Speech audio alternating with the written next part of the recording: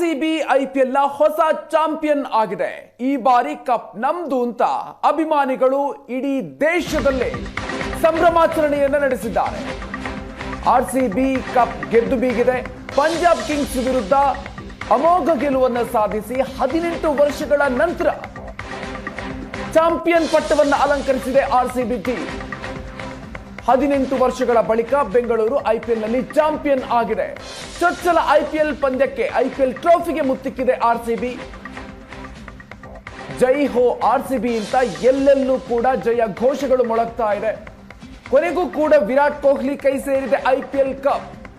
18ರ ಯಜಮಾನನಿಗೆ ಒಲಿದಿದೆ 18ರ ಸೀಸನ್.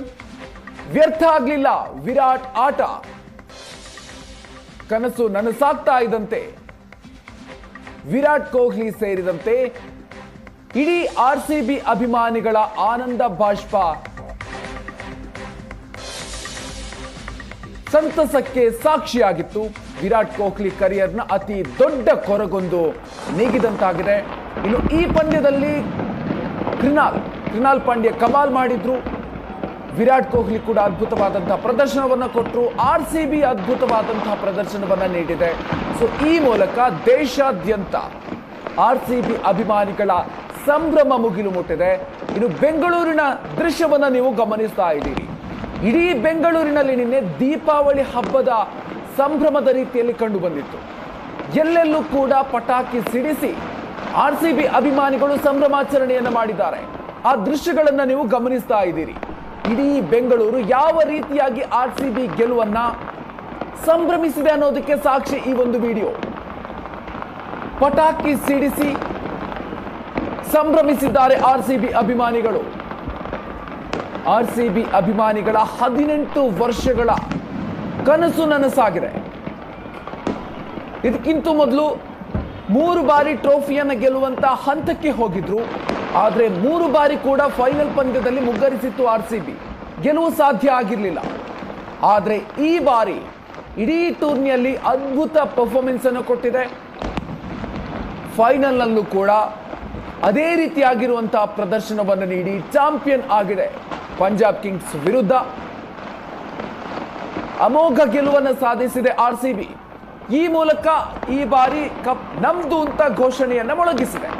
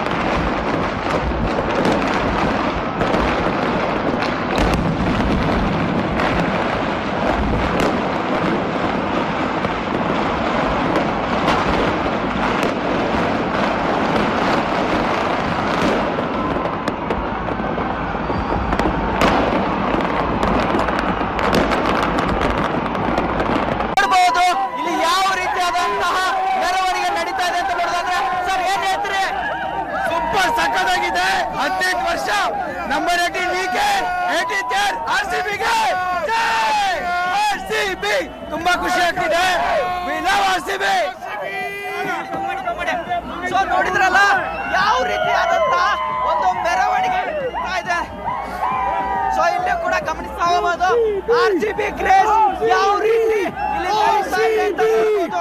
ಇಡೀ MG road ಎಲ್ಲವೂ ಕೂಡ ಇಲ್ಲಿ ರಶ್ ಆಗಿರ್ತಕ್ಕಂಥದ್ದು. ಇಲ್ಲಿ ಎಲ್ಲಾ ಜನರು ಕೂಡ